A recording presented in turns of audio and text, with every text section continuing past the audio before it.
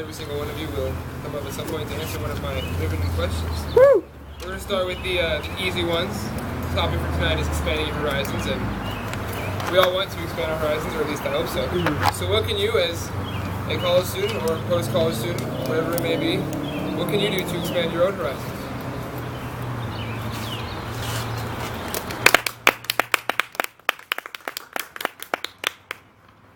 Thank you, Mr. Topics Master. Expanding my horizons has been a goal of mine in maybe the last year and a half. Before I was pretty closed-minded, I like to stay in my own little bubble, not really go outside of my comfort zone and meet new people, branch out, expand my horizons, if you will. But I have learned that the good stuff, the stuff that takes you outside of your comfort zone, the stuff that allows you to grow, is beyond what you're comfortable with, beyond your horizon currently. And the only way that you can advance as a person is to expand what you do, broaden yourself. And you can do that by making yourself uncomfortable. Like what I'm doing right now. Just completely flopping this speech. But I know that I'm going up here, building confidence, improving my comfort zone, expanding my horizons. So really, if you want to get to the good stuff, you've got to go elsewhere. Because if you're staying at home all day, sleeping, eating some fried potato chips, pita chips, if you will. I love those. You're not improving. And that is the goal of life, is to improve. And be the best version of yourself that you can be. Which can only be done through expanding your horizons. Mr. Topics Master. That's kind of a mess. I think that was an excellent answer. It's a little bit of a vague question, but I think you talking it well. Before we move on, would anyone else like to try that question? You would? Come on up.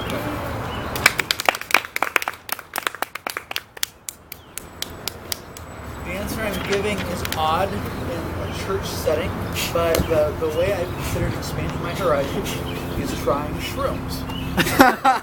This sounds odd, but for those of you who may not know, for the last 4 years I've been wrestling with depression. It's something I combat week to week, day to day, and I'm always looking for different non-pharmaceutical remedies to help with it. Johns Hopkins University, a wonderful medical school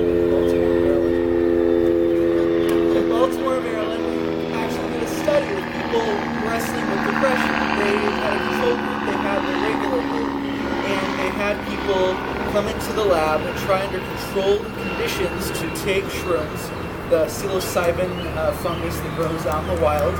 And they noticed that within the next week or two, the depressive effects and symptoms actually mitigated. They went down and they reported less depressive effects.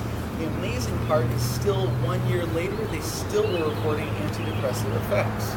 This is a controlled experiment. This is not some crazy person on a spirit animal guide quest in a cave. This is an actual medical college. And if more studies like this come, one, I might volunteer for that. UC Davis does it. But two, I believe from what people have told me about their trips, which is the drug lingo for taking shrooms and experiencing the hallucinogenic effects, people expand their horizons. Most people have told me afterwards it's actually changed their perspective on life just through one trip alone. So I haven't done it yet, but if I choose to expand my horizons that way, it may be through magic mushrooms. Sorry, church. Yeah. Sure, that would expand your horizons very much. Let's say that something like magic mushrooms or some other substance existed which could give you complete and total 100% omniscience, but only in one subject. Oh, yeah. What subject would you choose? And how would it expand your own, I'm going to say horizons again, but how could you expand the horizons in your own life using that?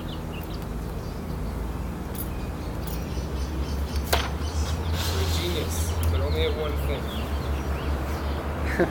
That one thing is everything. And you choose. Diana, Emily, Justin, John? So,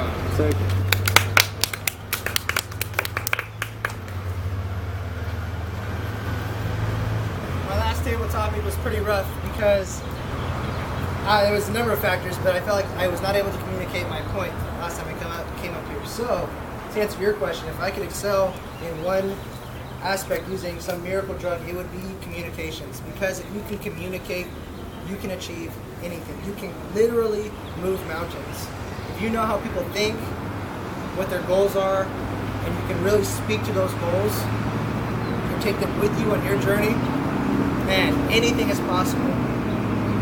So I really feel that if there was this drug that I could just magically take and be the best, I would just study my butt off in communications and understand what the best way to communicate with people is, how to effectively communicate, how to grow my network of people by great communications. I mean, it goes on and on. There's personal face-to-face, there's indirect, there's so many elements of communication. And tying it back to real estate a little bit, we have to constantly be in contact with our potential clients and our friends and our family to just kind of remind them that we're in real estate. And communication is a huge aspect of that. And that's honestly, if you look at any of the statistics of why people felt that their realtor could be better, was a lack of communication. And I don't think that's just for realtors in particular. I think that applies across the board with any profession. Communication is key. So if I could be the very best at one thing, it would absolutely have to be communication. What's your conversation?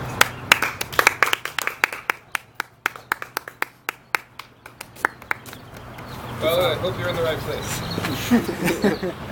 Excellent. Would anyone else like to tackle that one as well? Or the subjects you think? We all think communication. Good. Okay, we're in the right place. In the days of old, the world's horizons were literally expanding. Most would argue that those days are done in terms of the Earth, but some people think that there are still unexplored horizons. Which one would you most like to explore?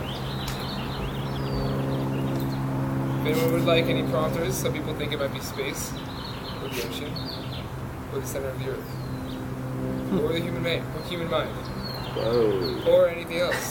They might think of. So.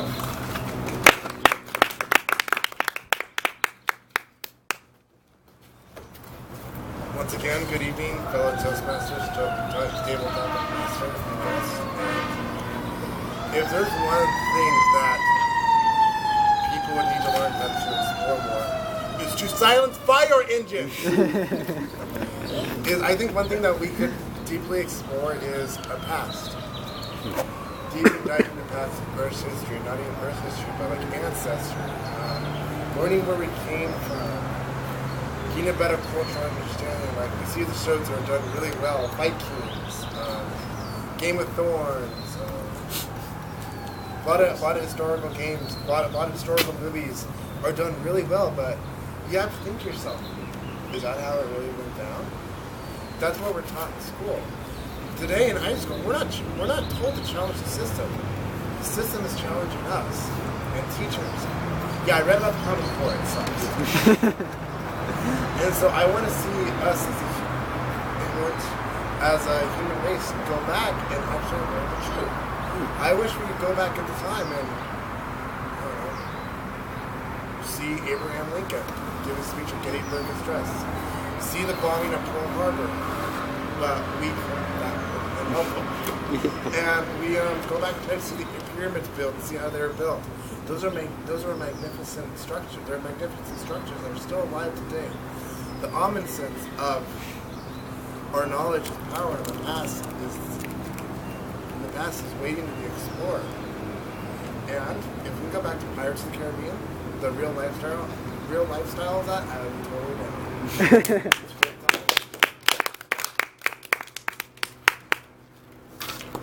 This the past. Oh. Do you mean like just see it, or time travel itself? A little bit of both. Mixed in there. There's no wrong answer. Yeah. We already talked about how you yourself can expand your horizons, but something that's a little trickier is how can you help other people, whether complete total strangers or people who are close to you, to expand their horizons, especially if they are unwilling to do so.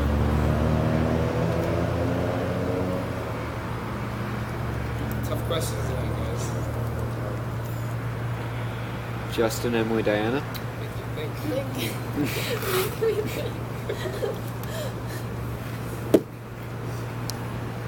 You can do it. And I can repeat the question.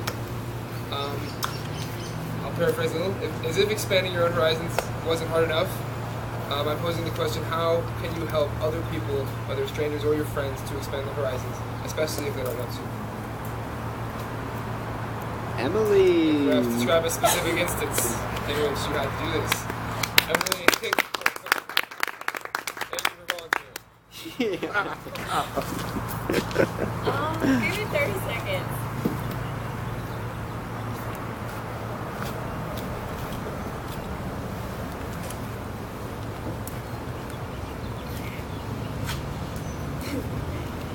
If I were to help others, strangers or family members or someone I know to expand the horizon, to step out the shell, to be having like think outside the box, I think I would have to pick my dad, for example.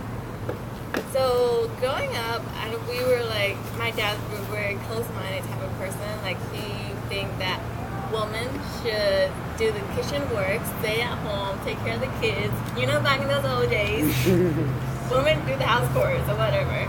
So coming here to America, like as I was growing up, I was seeing all these things where like girls and women just like going to work, not being a housewife or whatever. I was challenging my dad. I was telling him, you know, like when I get to college, I'm gonna move out. I will, and you just have to accept the fact and support me. I would not be living at home with you guys and supporting you guys or marrying someone you want me to marry. And just being a housewife, I don't want that. You have to accept the fact that, you know, we're living in a different environment now, in a different culture, where you have to accept the fact that women can support themselves and being financially stable and support themselves, just being the head of the household instead of being the man and depending on the man to support them. So slowly, I tried to convince my dad, you know, to accept the fact I won't be doing all the housework around the house. My brother, as a man, they have to do it. They have to help me around the house. I'm not going to be the woman, you know, doing everything. So it's really hard for me to convince my dad to accept the fact that he had to accept that I'm not going to do everything that he expects me to do, just being a housewife or like growing up or whatever, the whole gender thing with male versus female. So now he's just slowly accepting that fact, but it was really hard convincing him to accept the fact that I don't want to be the normal, typical female in the family. So having him step outside his boundary or his mindset, it was difficult, but slowly he can change it, and that's how I would convince my dad to expand his horizon.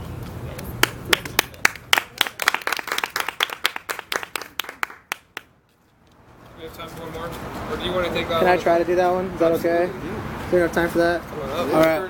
We can stop after this question. All right, cut me off. And then we have the last one. Gene. It's okay. All right. So can you repeat the question real quick? One more time. Sorry, I know the question. It's okay. How can you help other people to expand their horizons? All right. How can you help other people to expand their horizons? For me, the best way to help other people expand their horizons is to not go out and try to change them, because changing someone else is hard. It's hard to make them see the new horizon. What you can really do is work on yourself. You start with yourself, and I think you can change the world. Personally, I really do believe that. There's two mottos that I try to live my life by. One, do unto others as you would like done unto you. It's very apropos of our location right now. I honestly do feel that if you are the change that you want to see in the world will change. And honestly, you have to do it one day at a time. And some days you wake up and you're tired and you don't want to, but you have to get up and you have to do it again every single day. And eventually, the people in the world who you want to change are going to have to live up to your standard. You're not going to have to come down to theirs. And the second thing that I learned from my father, where he learned it from, I have no idea, I'm sure it's a popular phrase, is kill them with kindness. No matter what you do in life, there will be people, we refer to them as haters. And when these haters come, they are so mean and so hurtful, and it's so hard to get to be better than them or to try to do the best that you can do. But you have to kill them with kindness. When they come and they slap you, you have to literally turn the other cheek. And that will say more than any hatred you could throw back at them or any negativity that you throw their way. So if you can just do unto others as you would like done unto you, and kill all the haters with kindness, the world will absolutely be a better place, and you're going to help change the horizons of so many people around you. And the best part is, it'll happen, and you don't have to accept the thank you, but it's just, you'll see it, and you'll have that gratification in your heart, knowing that you contribute to that change. Thank you.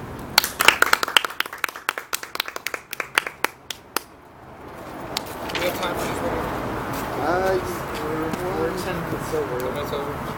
Okay. Let's see.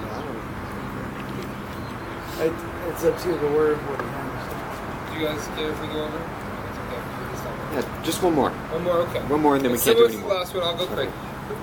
Who is someone in your life who has expanded your horizons the most? The specific person who has done the most to change you in that way? I think it's got to be Diana. Yeah. Someone has.